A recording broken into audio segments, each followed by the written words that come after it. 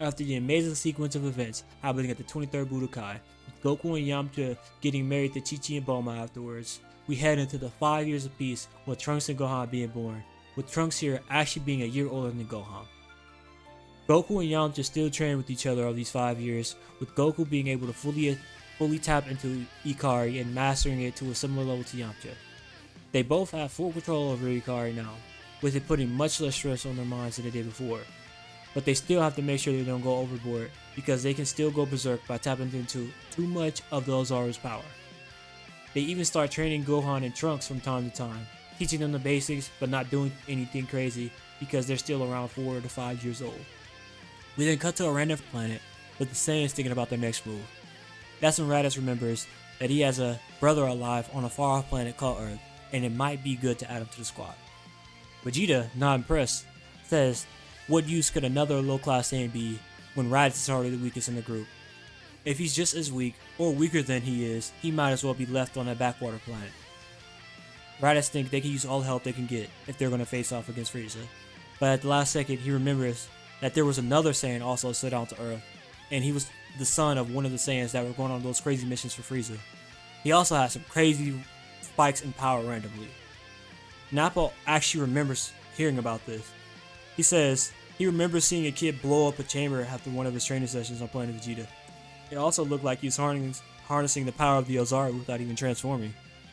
Upon hearing this, Vegeta decides it might be worth adding him to the team if he could actually do that. It might be his chance to even learn that ability himself, since it could realistically give them a massive advantage for him if they decide to face off against Frieza.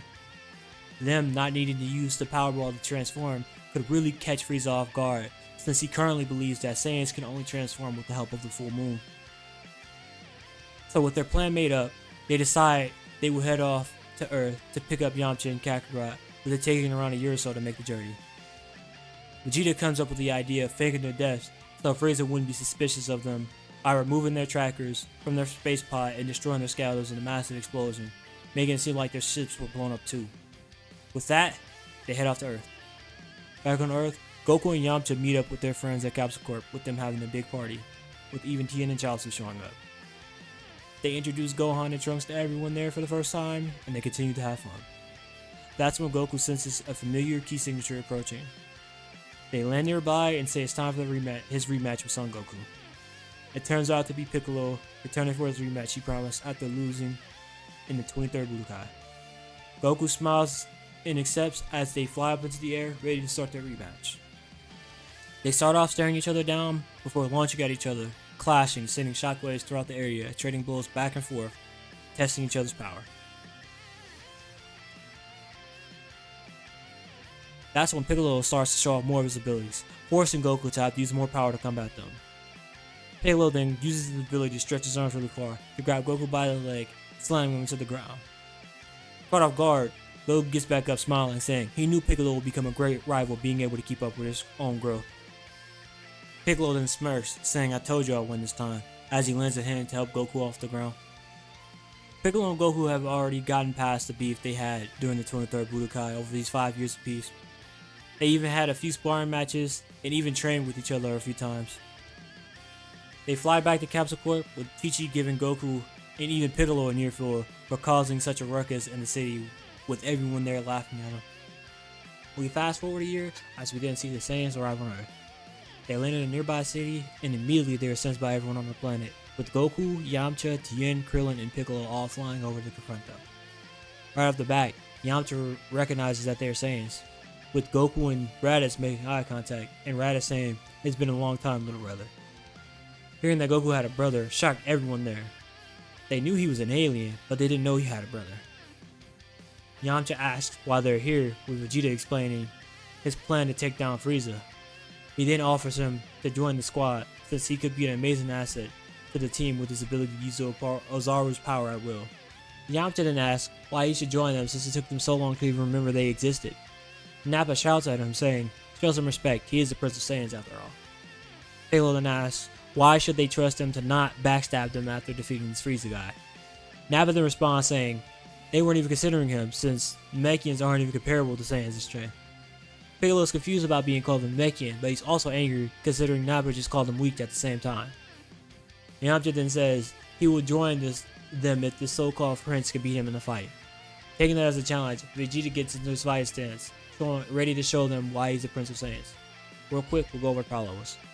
Goku's at a power level of 23k, Piccolo's at a power level of 22k, Yamcha's at a power level of 24k, Tien is at a power level of 18k, and Krillin's also at a power level of 18k. These guys have been training for 6 years straight, so it's pretty reasonable that they will all have massive gains after all that time. Tien and Krillin have both been to the lookout to train with Kami, gaining the ability to fly and sense and manipulate ki to a much better degree. Moving on to the Saiyans, they actually have grown a lot in strength too, since they've also been doing a lot of missions for Frieza. But Nappa and Raditz got the most out of the game, the most gains out of the three, being Vegeta at 24k, Nappa is at 22k, and Raditz is at 20k. Back to the fight, we see Yamcha and Vegeta rushing at each other, clashing and teleporting all around the area, being dead even in power. Yamcha is the more technical fighter here, parrying and redirection attacks, and Vegeta is the more brutal fighter here, throwing out headbutts and elbows, trying to outright overpower him. They go back and forth for a bit before Vegeta whips out his Gallic gun, with Yamcha responding with a Kamehameha, canceling each other out. That's when Nappa throws up a power ball in the air, allowing Vegeta to transform into the Great Ape. Seeing this, Yamcha smirks as he then powers up, transforming into Kara, showing it off to all the other Saiyans, shocking them. He then fights Vegeta, but him being much smaller than he is, and being the same strength and speed, makes it so much harder for Vegeta to actually land a hit on Yamcha. Yamcha then flies all around Vegeta, attacking him from different angles while doing good damage. He eventually just knocks Vegeta out, ending the fight. Raditz and Nappa are shocked because they didn't think Yamcha would be strong enough to beat Vegeta, especially while he was transformed into a Zoro. The power ball dissipates and Vegeta de-transforms back to his normal state, with him waking up. Goku then offers an alternative plan. They should stay here on Earth for a while and train with them, gaining the strength themselves to defeat that Frieza guy. They could even teach him how to tap into the Zoro's power without transforming like they can. Raditz, confused, asks if he can do the same thing Yamcha did, which Goku says yeah, he's been able to do it for years now, as he transforms into Ikari, shocking everyone there. Vegeta thinks about it and decides they should probably learn this power themselves, since it just might be the next step in becoming the legendary Super Saiyan. The Saiyans train on Earth for a while before Vegeta comments how weak the Earth's gravity is compared to most other planets, leading to Bulma making the gravity room, boosting the gains from training, with the increased gravity up to 200 times Earth gravity being achieved. They train on Earth for about 2 years before leaving with the ability to use Ikari at will, gaining some new abilities and growing significantly in strength. We'll go over the power levels again real quick. Vegeta, Yamcha, and Piccolo are all at a power level of 5 million. Nappa, Raditz, and Piccolo are all at a power level of 4 million. Tien and Krillin are trailing behind a power level of 3 million. And even Gohan and Trunks are at a power level of 600k. Over these 2 years of training, King Kai managed to get into contact with Kami, having him send Tien, Krillin, and Piccolo to train with him, with them all learning the Kaioken and Krillin learning how to do Spirit Palm. Them learning that managed to push the humans and Piccolo back into the same realm of strength as the Saiyans with their insane growth rate. They all managed to push the Kaioken to the times 10, with Piccolo's regeneration allowing him to sustain it much better than the humans can. He might even be able to push it to his times 15 in short bursts, but that would tank his stamina. With that, the Saiyans set off to defeat Frieza. We then cut to Frieza, still being suspicious of the Saiyans having went missing, when a soldier walks in, telling him that pieces of their scouters have been found in a massive crater on their last known planet. He says he believes the Saiyans have been killed, but he's not sure by what. This makes Frieza really suspicious, since there shouldn't have been anything on that planet that could take the Saiyans out that they were on. But he decides to keep it at the back of his mind, as those Saiyans couldn't really do anything worth him worrying over anyways. That's when 3 space pods crash nearby, with the Saiyans emerging, ready to end Frieza once for all.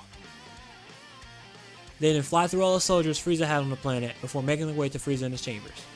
They burst in, and right off the bat, Frieza's already pissed. He knew the Saiyans would show their faces again at some point. Vegeta says, "This is the end for you, Frieza, because I have obtained the power of the legendary Super Saiyan," shocking Frieza. Vegeta launches at Frieza, launching him through the wall of the building, with him chasing.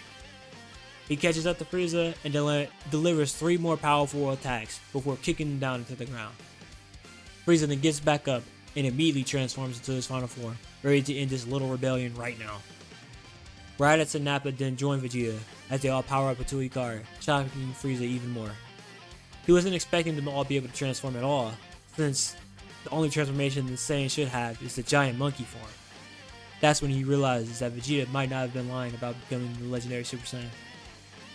Saiyans fly at Frieza, trying to overwhelm him with attacks, which they do for a little while before Frieza starts to show off more of his true power. He's still stronger than they are individually, but collectively, they can still overpower him. The fight starts to heat up more, with Frieza finally reaching his full power. This makes it impossible for them to do any meaningful damage to him, since there's a massive power difference. Frieza manages to catch Raditz with a devastating strike, knocking him out of Hikari and critically injuring him, before laughing as he continues to pick them apart, with Nappa falling next, being completely vaporized by a blast. Vegeta, being the last one standing, continues to fight with every ounce of power he has, but it's all in vain, as Frieza is just toying with him, saying there was no way these filthy Saiyans could have ever defeated him, continuing to beat on Vegeta as he knocks him out of Hikari. Vegeta lays there on the ground, thinking about how his plan failed miserably. He then gets back up slowly, not ready to accept it. No, he refuses to accept it. Frieza gets ready to end his life right there, as you see Vegeta gets back up, yelling as his hair turns golden. That's right, Vegeta is actually the first Super Saiyan here. He then looks at Frieza, flying over as he launches a barrage of attacks, before kicking him in the air and blowing him up with his dirty fireworks, killing him on the spot. After killing Frieza, Vegeta and Raditz use a couple of healing pods before blowing up the planet they were on, wiping out a lot more of Frieza's empire. They travel around the universe, wiping out more of Frieza's soldiers, and even managing to run into King Colt before they decide to head back to Earth. We then cut to someone looking on Earth, ready to harvest the planet's energy, as it then cuts to an image of Trunks and Gohan. With that, we end this part off here, with Vegeta becoming the first Super Saiyan and defeating Frieza. What do you guys think about this part? Who do you think they'll encounter next? Drop your ideas in the comments below, and remember to like and subscribe for more. Catch y'all next time. Peace.